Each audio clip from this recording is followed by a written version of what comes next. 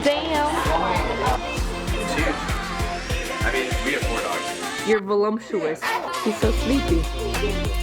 So sad. I wouldn't say that. I wouldn't be like that public.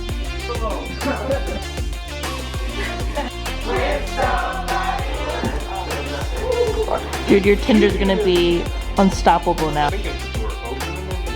The reason why there's no script to this. Mars, you When you're caught red-handed, Benji.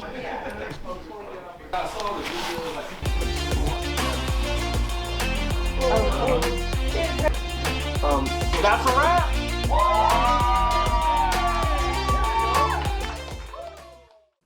Hello everyone, welcome to today's cinematography breakdown, lighting breakdown, behind the scenes video, whatever you want to call it. But today we're going to be going behind the scenes and taking a look at how I shot a commercial that I did a little while back for a hard seltzer company here in Kansas City. But before we get into that, for those of you who don't know me, my name is Benjamin Burton. I'm a director of photography based here in Kansas City. This one was a really fun project. I had a really awesome crew, so I'm really excited to get to talk about this one and just kind of explain the process of how we did everything. All right, so kind of getting into our first scene. Our first scene takes place in a bedroom. It was pretty straightforward lighting setup. But we had those blasting in kind of playing as our sunlight. We wanted to give like a sunset ambiance to this one, make it feel like the day is winding down. And homeboy's just been like on his bed all day. He's just scrolling nonstop. He's like, doesn't care, he's been there all day. Our whole point was kind of like, we got a really sad friend. And then his friend, his roommate comes in and is like, hey, what's up, man? Let's do something, you know? And so we wanted the room to be a little bit darker and a little bit more moody, you know? So we tried to do that with the lighting. So we tried to keep it pretty dark in there, and then we had set as like, there's just like some light coming in from outside, nothing's been done all day, just been on his phone, it's sad. One of the things I would have liked to have changed was Happy Friend. When he came in, it was pretty dark. It was really hard to get more light on him, which I would have liked to have brightened him up a little bit more, just to kind of give us more of that contrast. It's like, oh, sad friend's over here, super sad. Happy friend's over here, really happy, coming in with all this energy. I definitely would have liked the first scene to be a little bit darker, personally, but I'm still happy with the way it turned out.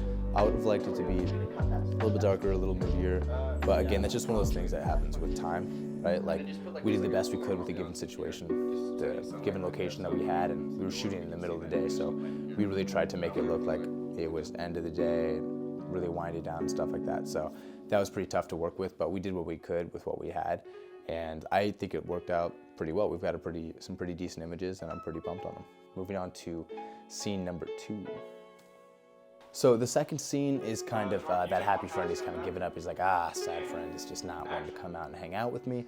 So he goes out into the kitchen. He's texting his friends in a group chat, making some calls, making stuff happen, trying to get some people to come over. And then he's like going to the front door, and people are coming in, he's meeting them and whatnot.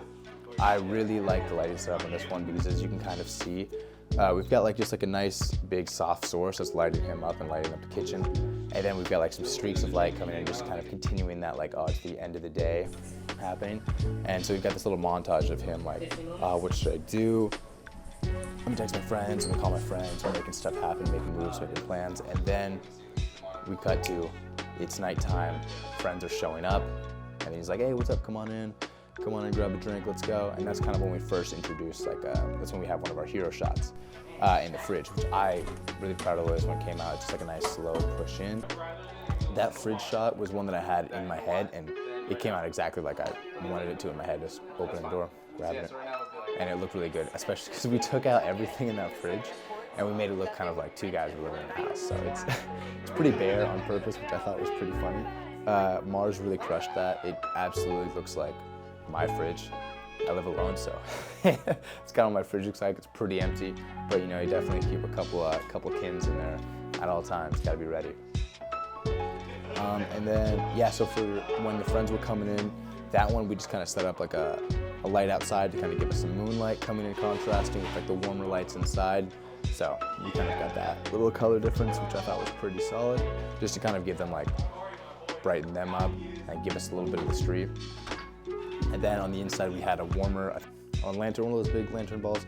I cannot remember the proper term right now for some reason, but we had that kind of just lighting up the whole space, giving us like a nice warm interior vibe so that when people were walking in, it was like, oh, they're coming in from the cold outside into this warm, inviting place where there's lots of friendship and kin.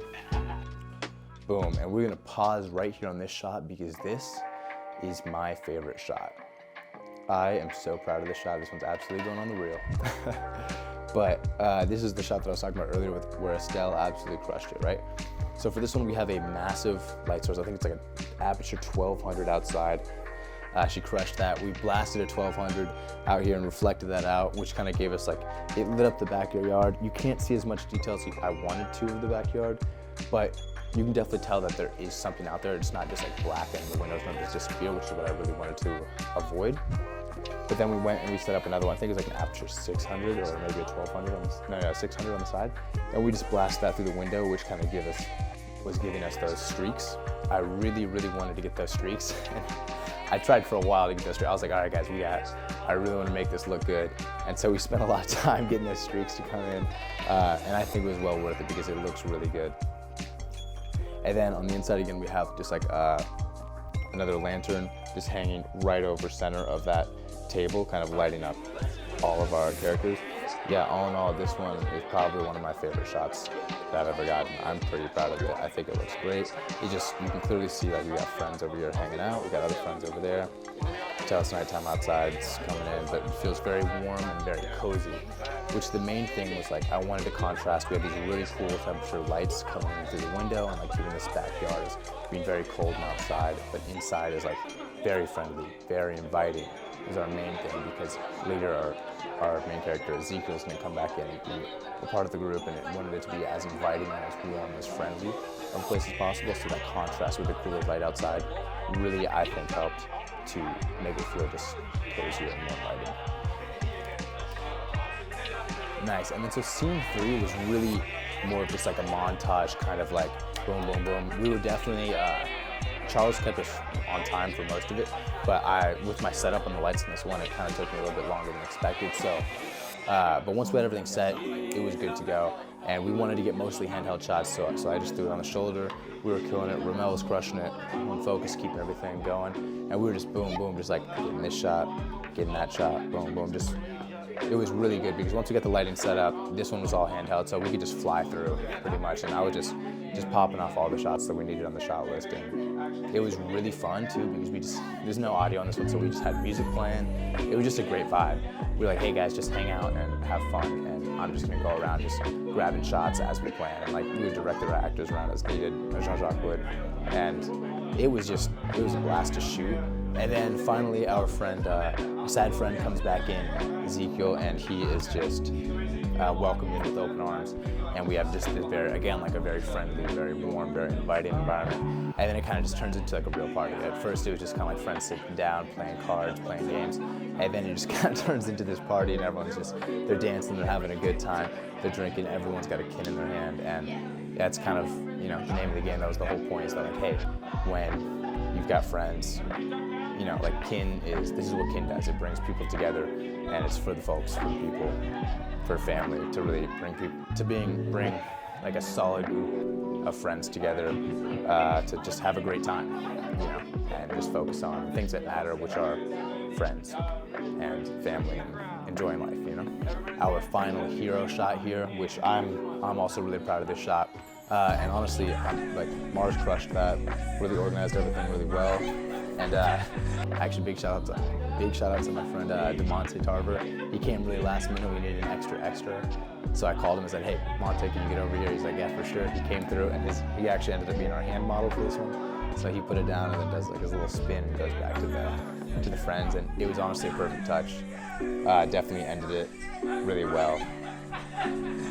Let's get into everyone who was involved in this project. I'm super grateful to everyone who came out and helped out with this project because the end result I'm really proud of, and it's all thanks to them. I could not have done this alone. Starting with our actors, we had 2 main characters played by Jordon and Ezekiel. They absolutely crushed it. Outside of that, we had our supporting talent, Trail, Isabelle, Tamiah, Tasia. We had Demontay, Kearra. All of the actors crushed it. They did a great job. Getting into the crew, the producer, I guess, was me on this one. I did produce this one as well. Our director was Jean-Jacques. He absolutely crushed it as a director. And then another big shout out to our first AD, Charles and Jean-Jacques. I could not have done this project without them, so I cannot say thank you enough to those guys. Jean-Jacques did an amazing job directing, and Charles was an amazing first AD and kept everything on track. I was the DP on this one and I had an absolute blast shooting this thing. It was awesome. I got to pull out the area. Our PA on set was Angel. He crushed it. Our first AC was Romel Moore, my twin brother. Our second AC / BTS shooter extraordinaire was Adriana. She absolutely killed it. She got all of the BTS footage for us while helping out with camera, which was very impressive, and she crushed on all ends. Honestly, I cannot say thank you enough to Adriana. Our art director / wardrobe stylist was Mars. Our gaffer, head of the lighting department, was Estelle. She absolutely crushed this role, did a great job, especially in that third scene. I'm super proud of the way that our hero shot for that scene turned out. Huge shout out to Lucas Cohen. He provided the entire camera package. So thank you so much to our executive producer, Lucas Cohen, for helping us out with this one. And more importantly, a bunch of advice.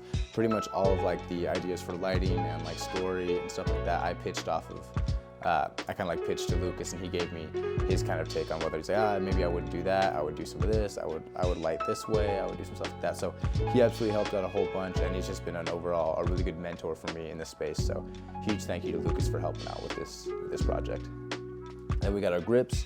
We had Noah as one of our grips, and then we had Wyatt as another grip. We also had Josh Lewin, who was also the homeowner, who graciously donated his home to this production, which was awesome. So Josh, thank you so much for that. Huge shout out to everybody. I cannot thank everyone on this crew enough for everything they did, because it was a lot of work that went into this, and I think the end result is really cool.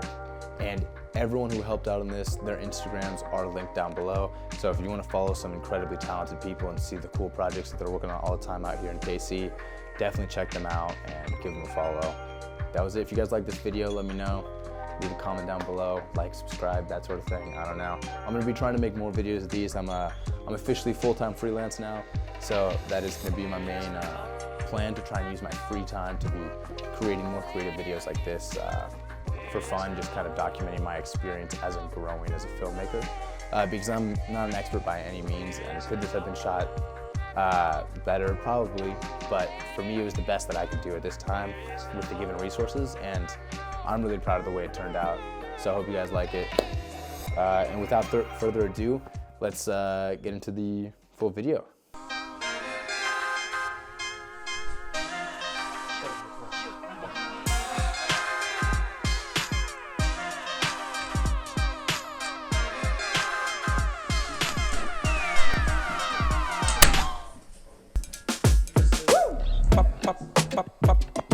julep, pop, pop, pop, pop, pop, julep, pop, pop, pop, pop, pop, pop, julep.